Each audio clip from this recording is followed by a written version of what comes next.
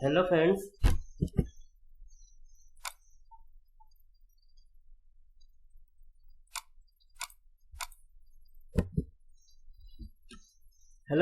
कैसे हैं आप लोग।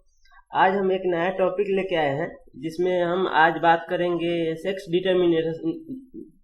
Determination in human, gender identification के बारे में। मेरा मोटो है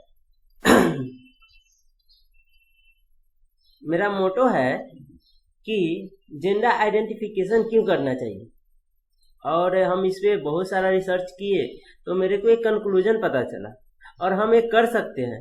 तो हम सबसे पहले बात करते हैं कि जेंडर आइडेंटिफिकेशन करना जरूरी है समाज में या नहीं। तो जो बढ़ती हुई जनसंख्या है हमारे देश का, उसको रोका जा सकता है या नहीं, इस चीज को सॉर्ट आउट करने के लिए जेंडर आइडेंटिफिकेशन करना चाहिए। हम आगे बताएंगे कि जेंडर आइडेंटिफिकेशन कैसे करेंगे कि हम हमारे दो का रूल भी हम फॉलो करें और हमारे पास हमारे संसाधन हमारे ओके। फॉर एग्जाम्पल हम बात करते हैं, अगर आपके पास आपकी सैलरी 10,000 रुपया है और आपकी शादी हो गई है, तो ये स्मूथली चलता है जब तक बच्चा नहीं रहा। फर्स्ट बच्चा होता है, जब तक वो 5 साल 10 साल तक रहता है तो कोई बात नहीं। फिर दूसरा बच्चा होता है तो गैप हो जाता है 2 साल का, 8 साल का, 10 साल का, मतलब कि कोई पहला बच्चा 8 साल का तो दूसरा बच्चा 10 साल का, तीसरा बच्चा 6 साल का, ऐसे मतलब में भी होता है ज्यादातर केस में। प्रॉब्लम ये आ जाती है कि जो फादर्स है और मदर्स जो है, उनकी फैमिली इनकम स्टार्टिंग में तो अच्छी रहती है, जिससे उनका बैकग्राउंड अच्छा चलता है। पर जब बच्चा ज्यादा होने लगता है तो उनके एजुकेशन पे, उनके हेल्थ पे, उनके फूड मटेरियल्स पे जो खर्च होती है वो बढ़ना शुरू हो जाती है पर डे। मतलब कि उनके डेवलपमेंट होने के बाद, मतलब डेवलपमेंट होने के साथ साथ यह खर्च भी बढ़ना शुरू हो जाता है। 5 साल तक तो कोई दिक्कत नहीं रहता, लेकिन जब वो प्राइमरी है, मिडिल और हाई स्कूल वगैरह में जाता है, देन उसके बाद में बर्डन आना शुरू हो जाता है। फिर मेडिकल वगैरह, इंजीनियरिंग वगैरह में की तैयारी करना, इसमें पैसा उनको खर्च करना पड़ने लगता है। तो जेंडर आइडेंटिफिकेशन इसलिए किया जाना चाहिए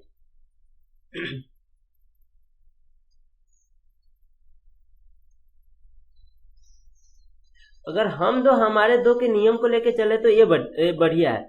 तो हम एक मेथड लाए हैं, जिस मेथड में हम ये बताएंगे कि किस फेज में आपका रिलेशन रहेगा तो वो मेल होगा, किस फेज में आपका रिलेशन रहेगा तो फीमेल होगा। मतलब कि ये एक डिपेंडेंट है, इसमें ना कोई खर्च है, ना कोई बर्डन है, ना कोई मेडिकल ट्रीटमेंट करने की जरूरत है। ये डिपेंडेंट है आप पे। तो चलिए हम उस चीज पे बात करते हैं। आज हम बात करते हैं एक्स सेक्स क्रोमोसोम्स के बारे में, जो मतलब मेल और फीमेल में प्रेजेंट होता है। हमारे अकॉर्डिंग आप लोग भी इस चीज को जानते हैं कि एक्स एक्स फीमेल को और एक्स वाई मेल को रिप्रेजेंट करता है। क्रोमोसोम्स मेल में एक्स वाई होते हैं और फीमेल में एक्स एक्स एक्स क्रोमोसोम्स होते हैं। तो ये फर्टिलिटी की जो प्रोसेस है उस पर हम बात करते हैं। मेल में क्या होता है? Fertility, sperm with Y chromosomes, ये पता है। फीमेल में क्या होता है? Sperm with X chromosomes. Genetics, sex chromosome embryonic होता है, एक्स वाई हो जाता है। गोनाड जो बनता है, जो डेवलपमेंट होता है पेनिस और वेजाइनल का, वो अलग अलग प्रोसेस में होता है। कौन कौन से हार्मोन्स इसमें प्रेजेंट होते हैं, किस तरह से आते हैं, वो जैसे गोनाड सेक्स में sex determining regions of Y chromosomes, SRY theories को बोलते हैं, bring about development of differential gland and test. देखिए इसमें क्या है कि गोनाड सेक्स जो मतलब SRY जो थ्योरी है, उसके थ्रू अगर आप आगे देखते हैं तो इसमें जो है ग्लैंड एंड टेस्टिस बनना शुरू हो जाता है। और फीमेल में ओवरी का डेवलपमेंट हो जाता है, जो हार्मोन का सिक्रेशन करना शुरू हो जाता है। तो इसमें टेस्टोस्टेरोन, उसमें एस्ट्रोजन हार्मोन का सिक्रेशन होना शुरू हो जाता है। अब हम इस मेथड को फॉलो किए तो हमने एक फीमेल का मतलब लगभग 50 फीमेल का डाटा कलेक्ट किए, उनके बच्चे के डेट ऑफ बर्थ का। तो वो सामने जो रिप्रेजेंट है फर्स्ट बच्चे का जो फीमेल थी, तो मतलब है सॉरी, तो 17/7/2003 में वो जन्म ली थी। दूसरा 12/1/2005 में जन्म ली थी। तीसरा 10/3/2008 में जन्म ली थी। चौथा 26/10/2010 में जन्म ली थी। पांचवा जो है 16/4/2013 को जन्म ली थी। तो ये जो है इनके 5 बच्चे हैं और एक लड़का है। तो ये कहीं ना कहीं लैक है ना। अब 4 बच्ची और एक बच्चा, और उसके खाने पीने का, उसके रहने का, ये सारा चीज का ध्यान कौन रखेगा? इसको रोका जा सकता है। अब लड़की को अच्छा एजुकेशन नहीं मिलेगा, यहीं पे बंटवारा हो जाता है जेंडर बायसनेस का। हम इसकी शादी हो जाएगी और इसको चला जाना है वगैरह वगैरह। तो हम इस चीज को ये करने के लिए ना देखें, यहाँ पे फर्स्ट स्टेप आपको दिख रहा होगा, चाइल्ड 2 का हम देख रहे हैं कि चाइल्ड 2 जो है फीमेल है, और फीमेल आया कितने में। तो चाइल्ड 1 का जो डेट ऑफ बर्थ है, चाइल्ड 2 का डेट ऑफ बर्थ में से चाइल्ड 1 का डेट ऑफ बर्थ हम माइनस करते हैं। देखिए 12/1/2005 ये चाइल्ड 2 है, चाइल्ड 1 7/17/7/2003 ये चाइल्ड 1 है। इसका टोटल गैप पीरियड है 25/5/2 साल, मतलब 25 डे 5 मंथ 2 ईयर्स का गैप ड्यूरेशन है। अगर इसको डे में हम कन्वर्ट करें तो टोटल 905 दिन इनके बीच गैप है। Now we will abstract 273 day, मतलब कि हम 273 दिन जो है उसमें से माइनस करेंगे एंड 45 डेज भी माइनस करेंगे। क्यों? अब ये हम बताते हैं। क्योंकि जब ईग का फॉर्मेशन हो जाता है तो उसके बाद में मेंस्ट्रुअल साइकिल नहीं होता फीमेल में, मतलब कि ईग का बनता नहीं है। तो ये पहला बच्चा जन्म लिया, उसके बाद में कुछ दिन तक फीमेल में मेंस्ट्रुअल साइकिल नहीं होता, मतलब कि ईग का फॉर्मेशन नहीं होता। तो वो 45 दिन है जिसमें ईग का फॉर्मेशन नहीं हुआ, मतलब मेंस्ट्रुअल साइकिल नहीं हुआ। उसके बाद में 273 दिन इसके जन्म के पहले, इसके जन्म से पहले कि किस दिन मतलब उनका फॉर्मेशन हुआ था ईग का। हम बेसिकली ईग की बात कर रहे हैं कि कौन से ईग से फॉर्मेशन होता है, उसके बेसिस पे डिफाइन करता है।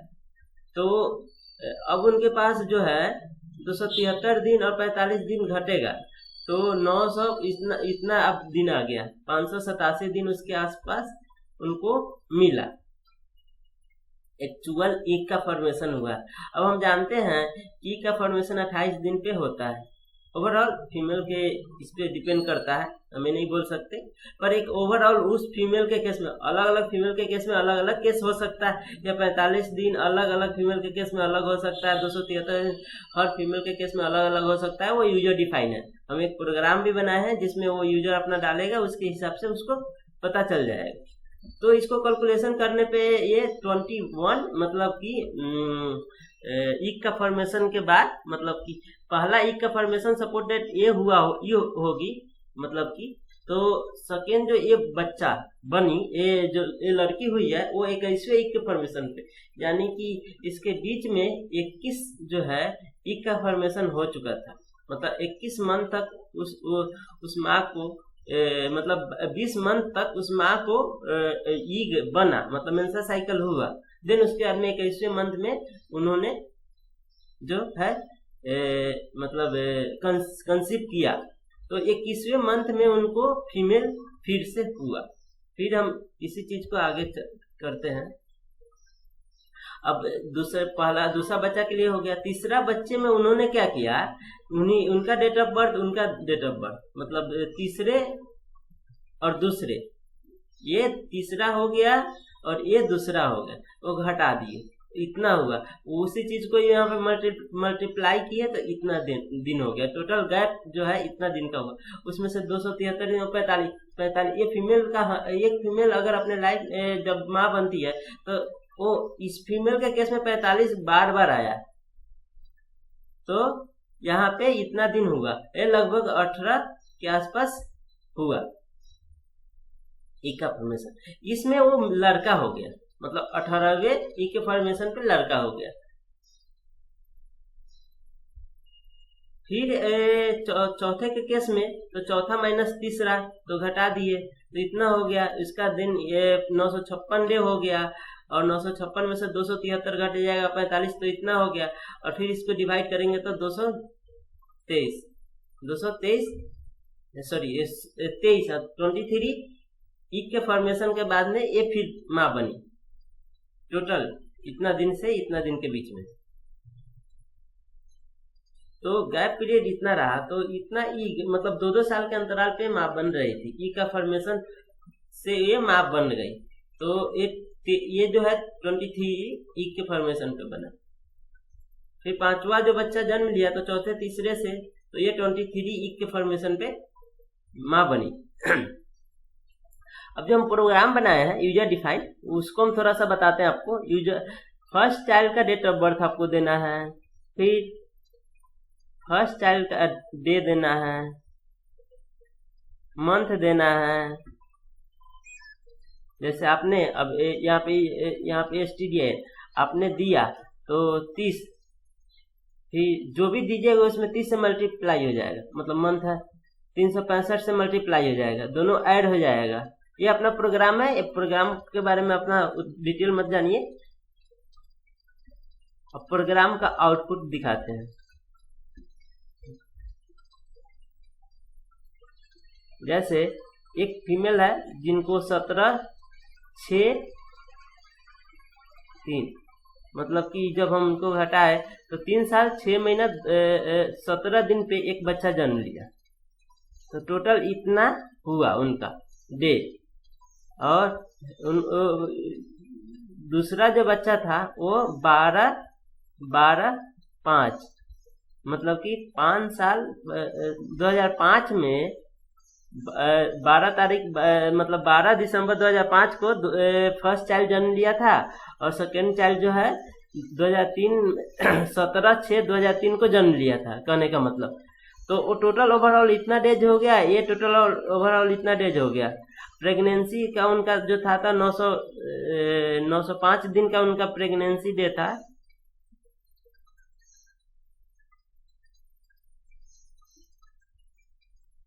तो सॉरी, यहाँ पे 905 नहीं होगा, ये यहाँ पे 273 होगा, वो कोडिंग है, वो उसके बारे में इसके बारे में मत ध्यान दीजिए, ये कोडिंग है। 273 दिन हो गया। फिर 45 दिन का मेंस्ट्रुअल साइकिल का डेट हो गया। तो ओवरऑल जो घटाने मतलब प्लस माइनस का है, बहुत बड़ा रॉकेट साइंस नहीं है, तो ये इतना आ गया। इस तरह से हम यहाँ पे आपको एक फ्लो चार्ट में बताते हैं कि सेकेंड जो चाइल्ड है वो 21वें ई के फॉर्मेशन पे फीमेल हो रहा है। थर्ड जो चाइल्ड है वो मेल है तो 18वें ई के फॉर्मेशन पे हो रहा है।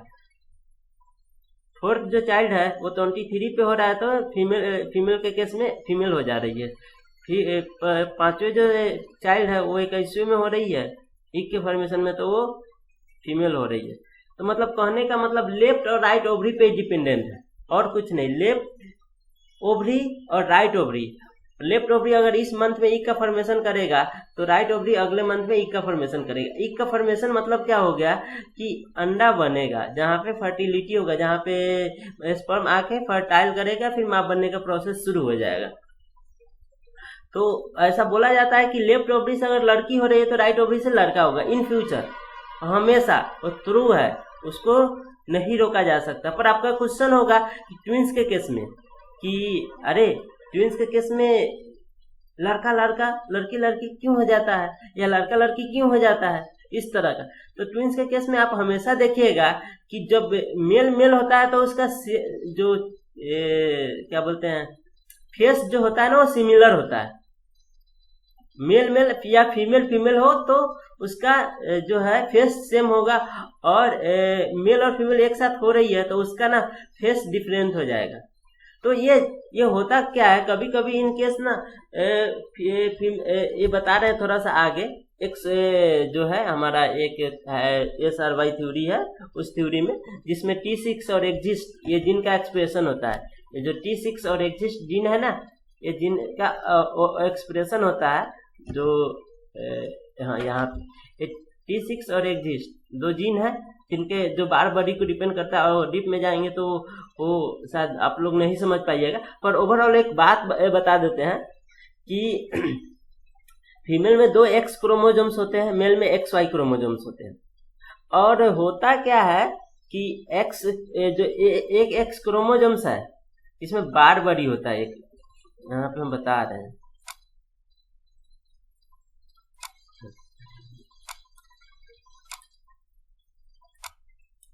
एक X क्रोमोजोम्स, एक X क्रोमोजोम्स, 2 X क्रोमोजोम्स हुआ,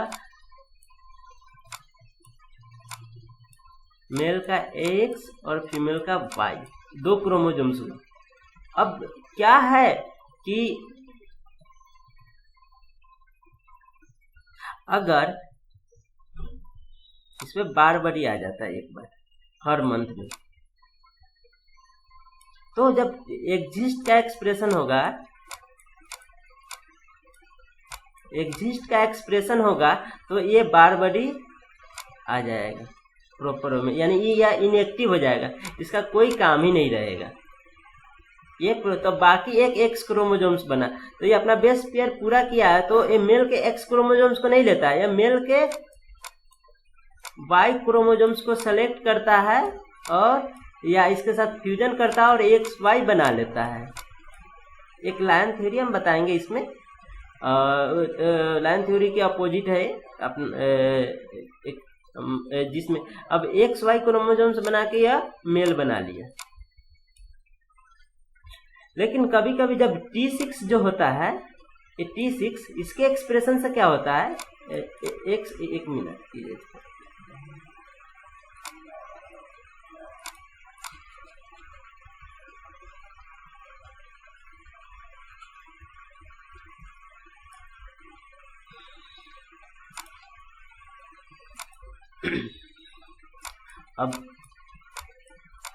अब T6 के केस में क्या होता है कि एक तो इनएक्टिव रहता है, मतलब ये तो फंक्शनल लेस हो जाता है एक्स क्रोमोजोम्स। दूसरा क्या है कि दूसरा जो है ना 17 KD डाल्टन का जो है इनकम्प्लीट, बोले तो इनकम्प्लीट बेस पेयर बनाता है, मतलब 100 बेस पेयर, मतलब 100% बेस पेयर बनाने के लिए इसको, जैसे ये जब T6 के केस में जो है वो 100% एक्स क्रोमोजोम्स था, एक ही इनएक्टिव था, तो ये 100% था। लेकिन T6 के केस में जो है वो 17 डाल्टन बेस पेयर का बना, उसमें बेस पेयर कम होता है, यानी कि वो बेस पेयर आपका 83 किलो डाल्टन बेस पेयर बनाती है। तो बाकी यह बेस पेयर पूरा करने के लिए क्या करेगी, कॉमन सेंस की बात है, यह फीमेल की एक्स क्रोमोसोम्स हुई और ए मेल का हुआ। अब ये जो अपना बेस पेयर 70 डाल्टन को पूरा करने के लिए और अपना बेस पेयर पूरा करके एक मैच्योर चाइल्ड डेवलप करने के लिए वह मेल के एक्स क्रोमोसोम्स को ही लेगी, क्योंकि इसको तो बेस पेयर पूरा करना है। तो जब ये लेगी तो ये प्रॉपर वे में एक्स और एक्स बना लेगी, क्योंकि इसको वहां से मिल जाएगा 100 बेस पेयर पूरा करने के लिए।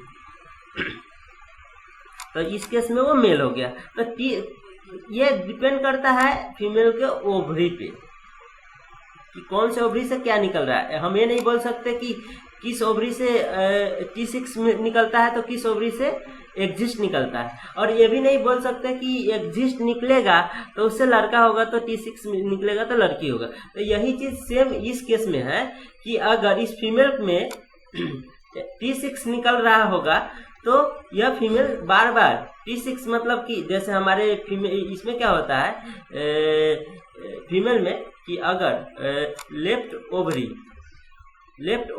अगर पहला मंथ में ये निकाल रही है, लेफ्ट ओवरी से हो रहा है, तो राइट ओवरी से जो है दूसरे मंथ में होगा। ये यूनिवर्सल ट्रूथ है, इसको कोई नकार नहीं सकता। लेकिन आप ट्विंस की बात जब करेंगे ना ट्विंस में, तो उसमें यही हो जाता है क्या जो अभी यहाँ पे बता रहे थे। T6 और एग्जिस्ट एक बार बड़ी प्रॉपर में बना नहीं पाता है।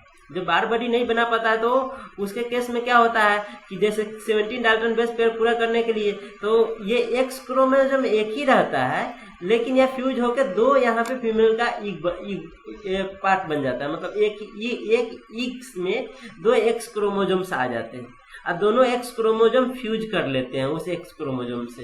तो उस केस में हो जाता है एक्स और वाई, सॉरी एक्स और एक्स, दो फीमेल लड़की होती है। या दो लड़का के केस में जब देखा जाए तो वही चीज है कि क्या बोलते हैं एग्जिस्ट के केस में एक बार बड़ी प्रॉपर में बना लेता है, दूसरा नहीं। तो एक ओवर दोनों एक्स क्रोमोसोम्स इसके पास चला जाता है, सिलेक्शन पावर की कैपेसिटी इसकी घट जाती है। तो ये इनएक्टिव मतलब कि ये भी बार बड़ी वही है, इसके पास कोई बेस पेयर बनाने की जरूरत है नहीं। तो यह फीमेल वाई और वाई ले लेता है दोनों, तो ये लड़का ही हो जाता है दोनों केस में, कहने का मतलब। और लड़का और लड़की के केस में क्या होता है, दो ईग का फॉर्मेशन हो जाता है। मतलब कहने का मतलब दो ओवरी, लेफ्ट और राइट ओवरी दोनों एक साथ निकल जाती है।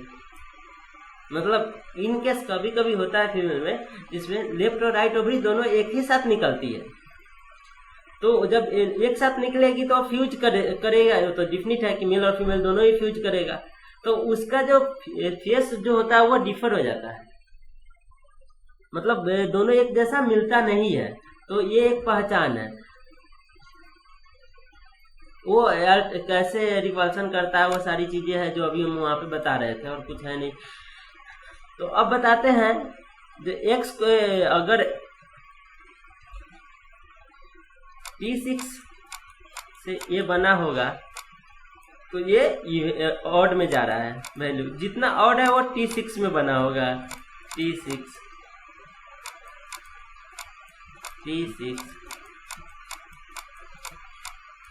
और ये है आपका एग्जिस्ट।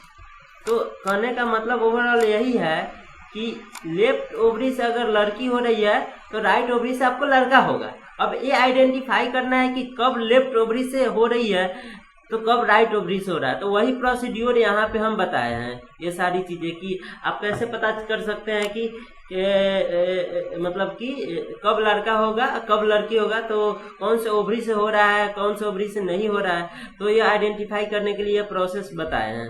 अगर आप लोगों को कुछ नहीं समझ में आया होगा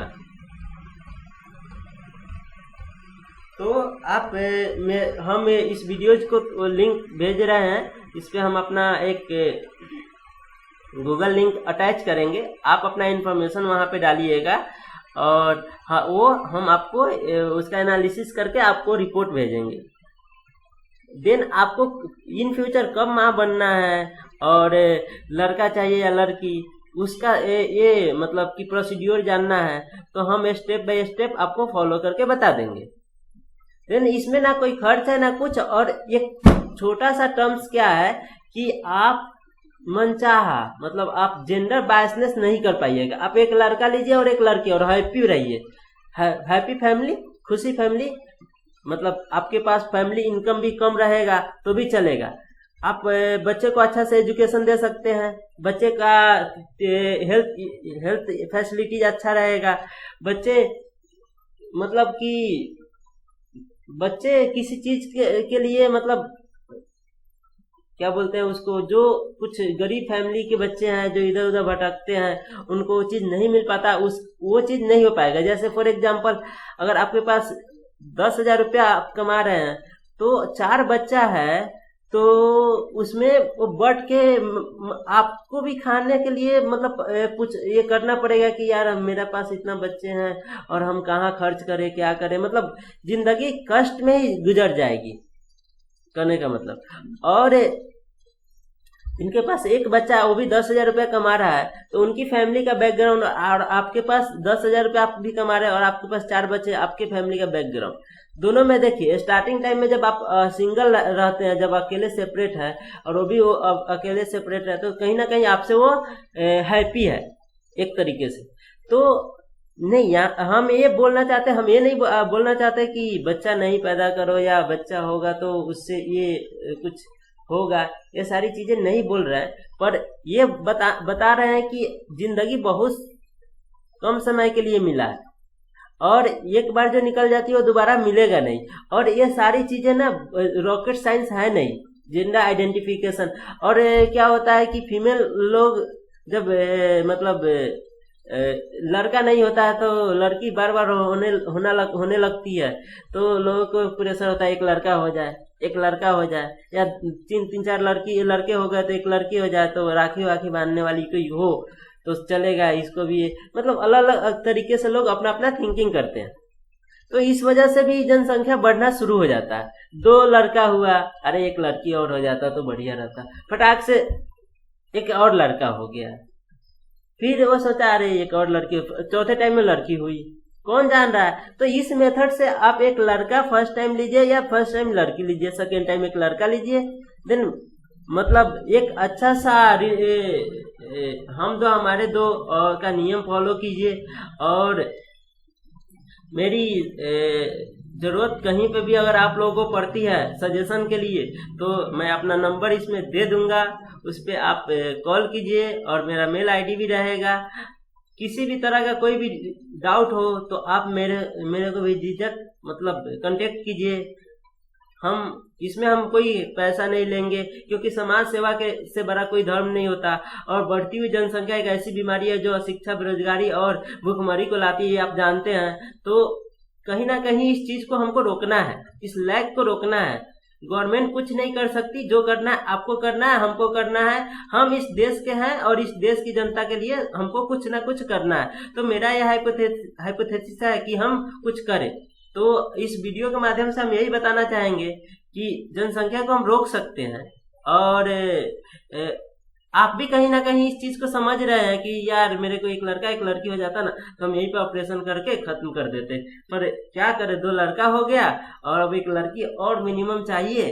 तो बेटी बेटी होती है या फिर 2 लड़कियां, अरे घर को चलाने वाला एक लड़का हो जाता, तो ऐसे जनसंख्या बढ़ना शुरू हो जाता। तो वो सबका वो ह्यूमन बीइंग है ना, वो सबके पास वही प्रॉब्लम होता है। तो इसी प्रॉब्लम को सॉर्ट आउट करने के लिए यह वीडियो बनाई गई है।